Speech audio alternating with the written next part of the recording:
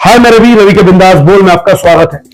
G20 शिखर सम्मेलन के लिए रामनगर कितना तैयार है, ये रानीखेत रोड से बस अड्डे की तरफ जाते समय दोनों तरफ के फुटपाथ पे अतिक्रमणकारियों से पूछिए। दरअसल रामनगर के लिए ये अतिक्रमण एक कैंसर की तरह है और हमारे इंटरनेशनल पत्रकार जो यहाँ कवर करने आएंगे उनके लिए हम कितना शर्मिंदगी का सबब हो सकते हैं, ये अतिक्रमणकारियों से पूछिए तो वो शायद चुपचाप रहेंगे। अब मैं आपको दिखाऊंगा पूरा वीडियो शिवलालपुर चुंगी से। जब हम वापस आएंगे वो पूरा इस वीडियो को अंत तक आप जरूर देखिए। फिलहाल दोनों तरफ के फुटपाथों में अतिक्रमण, सड़क पर अतिक्रमण, ये हमारे लिए शर्मिंदगी का विषय है, लेकिन प्रशासन कर भी सकता था। उसे बहुत कम समय मिला था इन तैयारियों के लिए, उसने बहुत कम समय में बहुत अच्छा काम भी किया है। इस समय हमें उन्हें सहयोग देना हमारी मजबूरी है। ये देखिए, जब हम लोग लखनपुर चुंगी से डिग्री कॉलेज की तरफ जा रहे हैं तो दीवारों पे नक्काशियां, ये पेंटिंग, ये एक सभा बन चुकी है उत्तराखंड के रामनगर के विकास का, पर ये विकास नहीं है, ये तो चंद दिनों की चांदनी है। लेकिन फिलहाल मैं आपको दोनों सड़कों की तुलना बता रहा हूं कि G20 शिखर सम्मेलन के मेहमान जो इस सड़क से आएंगे तो यहाँ पे कितनी साफ सुथरी सड़क है, लेकिन यहाँ भी अतिक्रमण होना तय है। प्रशासन को रोकना चाहिए पर प्रशासन मानता कहां है। अब मैं आपको लेके जाऊंगा शिवलालपुर चुंगी से लखनपुर चुंगी तरफ। देखिए, ये हम शिवलालपुर चुंगी के सामने है, ये काशीपुर रोड। अब आप देखिए, अगर इंटरनेशनल मेहमान इस रोड से आते तो क्या होता। ये आसपास दोनों तरफ की सड़क के दोनों ओर पर जितने भी अवैध अतिक्रमण है ये टूटते। आपको जानकर हैरानी होगी कि रुद्रपुर में 50 साल पुरानी दुकानें तोड़ दी गई हैं जो नेशनल हाईवे के दाएं बाएं थी अवैध रूप से। यहां देखिए, शिवलालपुर चुंगी से जब हम जा रहे हैं ऊपर की तरफ दाएं बाएं कितना अवैध अतिक्रमण है। अगर इंटरनेशनल मेहमानों के लिए ये रूट होता तो ये रूट में जो दोनों तरफ आपको दुकानें दिखाई दे रही है अतिक्रमण वाली, ये सब तोड़ दी जाती। लेकिन इस समय प्रशासन के पास बहुत कम समय था।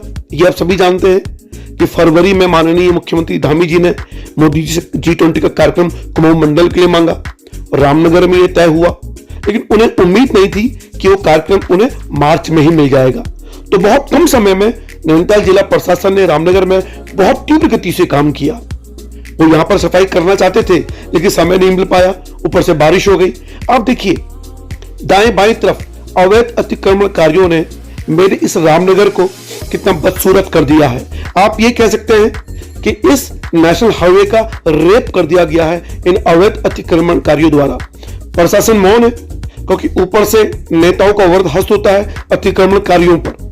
इसमें हमारी ये ड्यूटी बनती है क्योंकि इंटरनेशनल पत्रकार इसी सड़क मार्ग से आएंगे, वो हल्द्वानी वाले रूट से नहीं आएंगे, वो कोसी बराज वाले रूट से नहीं आएंगे, वो इसी रूट से आएंगे। तो हमारा ये कर्तव्य बनता है अपने उत्तराखंड शासन प्रशासन को, नैनीताल जिले के प्रशासन को सहयोग देने के लिए, क्योंकि बहुत कम समय मिला कि अपने इस अवैध अतिक्रमण को कुछ दिनों तक दूर रखे ताकि इंटरनेशनल पत्रकारों के सामने यह नजर ना पड़े। अब ये भवानीगंज चौराहा है, ये सबसे ज्यादा कैंसर आप कह सकते हैं इस चौराहे पर जो जाम के रूप में है। इतनी अव्यवस्थाएं हैं कि यहाँ पे हमारे प्रतिनिधि और हमारे प्रशासन ने कभी इसके दूरगामी परिणामों की चिंता नहीं की, काश वो करते। अब मुझे लगता है कि रामनगर में जिस तरीके से, देखिए, शहीद भगत सिंह चौराहा, ये वो मेन चौराहा है जहां पे सारा ट्रैफिक जाम हो जाता है। जब इंटरनेशनल पत्रकार इस रूट से जाएंगे तो उनके दिल में हमारे मन की क्या छवि होगी आप महसूस कर सकते हैं। अब हम जा रहे हैं, देखिए, हम थाने की तरफ जा रहे हैं। यहां भी आप दाएं बाएं अतिक्रमण देखिए, नेशनल हाईवे 309 है, कितने बुरे हाल हैं इस सड़क के। यहां पर अगर हमारा नैनीताल प्रशासन चाहता, हमारा उत्तराखंड शासन प्रशासन चाहता, क्योंकि रामनगर का ये भाग्य है, रामनगर के हिस्से में यह है कि वो साफ सुथरा रखा जाए क्योंकि गढ़वाल कुमाऊं का केंद्र है।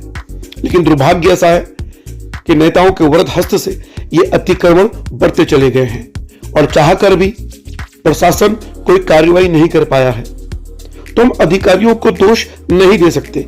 इस समय रामनगर वासी होने के कारण, उत्तराखंड वासी होने के कारण, हिंदुस्तानी नागरिक होने के कारण अपने प्रधानमंत्री, अपने मुख्यमंत्री के सम्मान के लिए, अपने देश की इज्जत के लिए हमें इस अतिक्रमण पर लगाम लगानी होगी। हमें अपने अंतर्राष्ट्रीय मेहमानों को बताना होगा कि हम चाहे हम ऐसे नहीं हैं पर हम अनुशासित हैं। आप देखिए, इस समय हम एमपी इंटर कॉलेज के सामने से निकल रहे हैं। यह अतिक्रमण क्या गवाही दे रहा है? यह हमारे शर्मिंदगी का सबब हो सकता है इंटरनेशनल पत्रकारों के सामने। इंटरनेशनल पत्रकार आएंगे कहां से? वो मुरादाबाद काशीपुर होते हुए इसी रूट से आएंगे। ये दाएं बाएं रानीखेत रोड में जो अतिक्रमण है, शर्मिंदगी का विषय है। उम्मीद करता हूं कि 28, 29, 30 मार्च के लिए इसे साफ रखा जाएगा। खुद हम लोग रखेंगे, अपने प्रशासन को सहयोग देंगे। हमेशा प्रशासन को हम दोषी नहीं ठहरा सकते। इस समय हम दोषी हैं, हमारे नेतागण दोषी हैं। मैं अधिकारियों को दोषी नहीं मानता, क्योंकि अधिकारी नेताओं के दबाव में काम कर रहे हैं, ये उनकी मजबूरी है। फिलहाल रानीखेत रोड के इस जाम को देखिए। अभी तो ये दिन की ये बात थी, शाम के टाइम पर कितना यहाँ ट्रैफिक होता है, लगभग आधे घंटे भी रुकना पड़ता है। ये शर्मिंदगी का सबब रानीखेत रोड का अतिक्रमण क्या करेगा? क्या भविष्य में ये दूर होगा? शासन प्रशासन को अभी चौकन्ना होगा। G20 हमारे रामनगर के सौभाग्य बन के आया है, एक नया उत्साह बन के आया है, लेकिन इस उत्साह को बरकरार रखने के लिए हमें रामनगर की महत्व को समझना पड़ेगा। रामनगर जो डिजर्व करता था वो लखनपुर चुंगी से ऊपर दिखाई दे रहा है। लखनपुर चुंगी से नीचे अभी भी रामनगर अछूतों की तरह है, अपने दर्श को झेल रहा है, अतिक्रमण के कैंसर को झेल रहा है। प्रशासन के समय बहुत कम था उनके पास, तो उन्होंने जो किया कम समय में, उसके लिए उन्हें साधुवाद है। तो रवि के बिंदास बोल अपने नैनीताल प्रशासन को साधुवाद देना चाहता है कि उन्होंने बहुत कम समय में बहुत काम किया है। अगर ये मई में कार्यक्रम होता तो शिवलालपुर चुंगी से लखनपुर चुंगी तक का भी अतिक्रमण साफ हो चुका होता। तो इन अतिक्रमणकारियों का सौभाग्य था कि कार्यक्रम उन्हें मार्च में ही मिल गया रामनगर को। फिलहाल रवि के बिंदास बोल देखने के लिए शुक्रिया।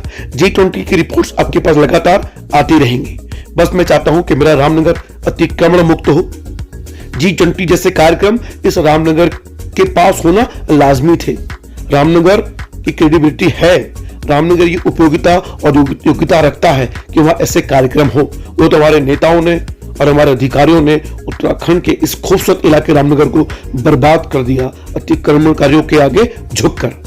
खास अतिक्रमण नहीं होता तो मेरा रामनगर हमेशा खूबसूरत होता और अंतरराष्ट्रीय पहचान इसकी नेशनल कॉर्बेट पार्क के कारण तो है, इसकी खुद भी पहचान होती, क्योंकि रामनगर इंटरनेशनल स्थान है।